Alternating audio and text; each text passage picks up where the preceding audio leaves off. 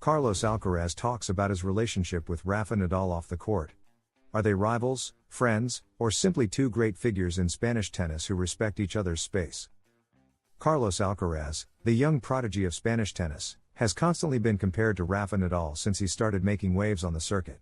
They represent different generations of tennis, but one question always intrigues fans: what is their relationship like off the court?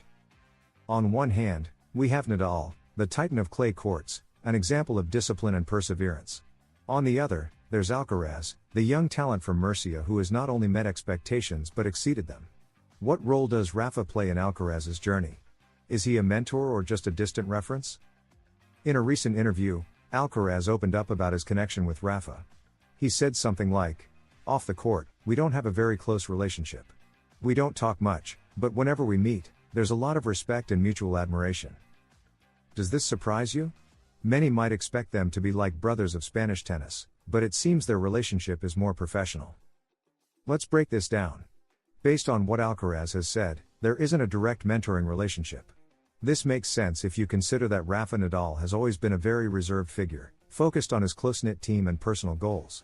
Additionally, Alcaraz has his own path with a team led by Juan Carlos Ferrero.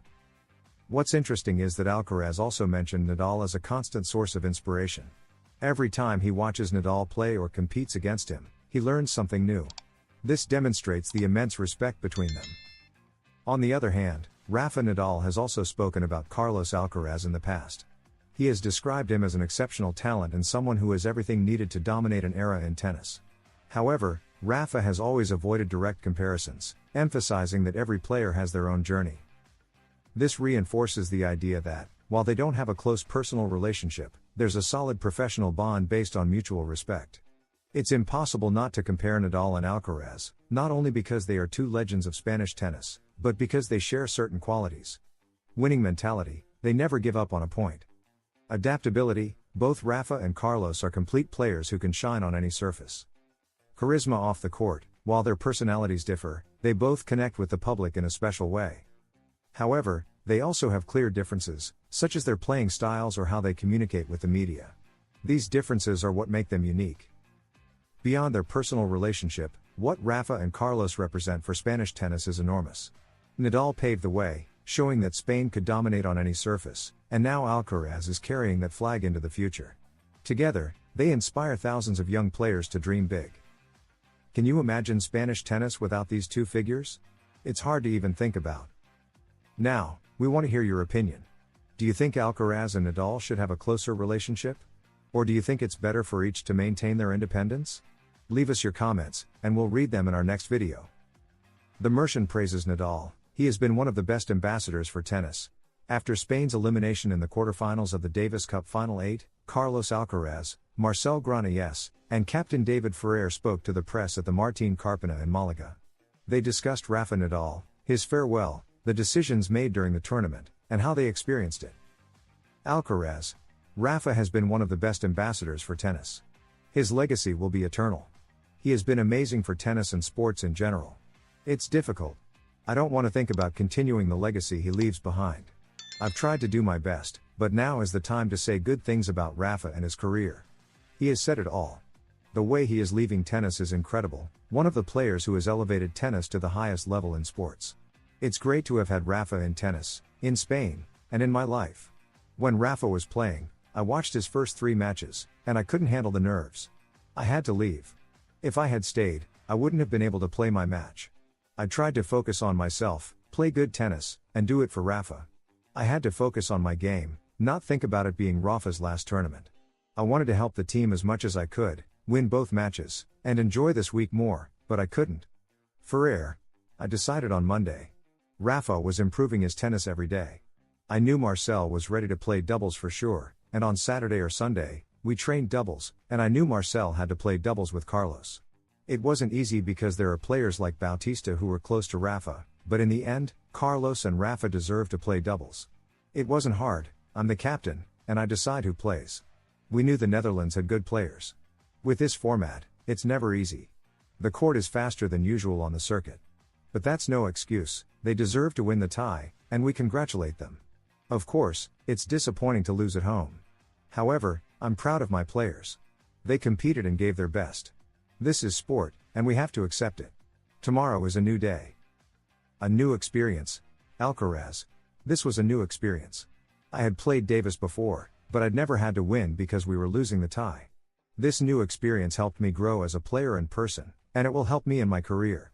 Playing with the pressure of having to win and playing doubles, which I love, when it's all tied and the match is decided there with difficult points and tense moments, that will definitely help me.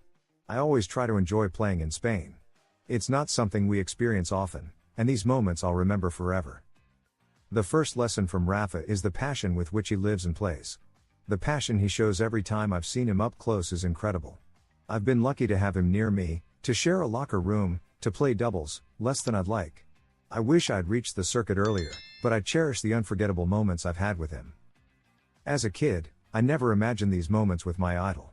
Thanks to him, I wanted to become a professional tennis player.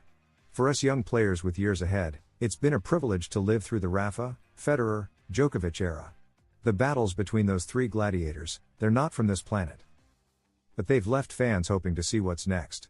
If we young players don't reach that level, it might be a disappointment for the tennis world. I'll try not to take it that way and just give my best every day. Rafa leaves satisfied knowing he gave it his all, and that's what I'll try to do. If I achieve half of what he has, I'll leave more than happy. It'll be very hard to follow in the footsteps of these legends. Grana, yes. It wasn't an easy night. I don't think we played badly in doubles. The first set was very close and decided by small details. In the second set, we had a break lead, but the tie break slipped away. For Rafa, it was a tough day. Many moments come to mind. I witnessed the start of Rafa's career, shared the Spain team with him when he was 14 or 16. Those moments, when you're young, stay with you forever. That a teammate like him has achieved everything he has is amazing. None of us wanted the moment of Rafa's retirement to come.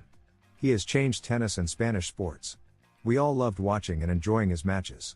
Unfortunately, everything has a beginning and an end. We wanted to gift him this Davis Cup win, but it wasn't to be. Still, we thank him for how he carried his career and the values he shared, which are admirable. Ferrer. Goodbyes are always sad, especially when it's someone special like Rafa. He'll always be remembered. He's a sportsman who has left his mark worldwide and in society. It's been a bit strange because you're focused on the Davis Cup with adrenaline at its peak, and when you lose, it's a bit sad, and everything comes together. The important thing is that Rafa leaves happy, proud, calm, and feeling privileged. Someone with such humility and respect for everyone is rare. Alcaraz. I've experienced this emotionally. It's tough.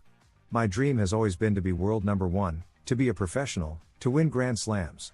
A big part of that dream is thanks to Rafa, someone I've admired. He has shown what's important in life, to be a good player and a good person.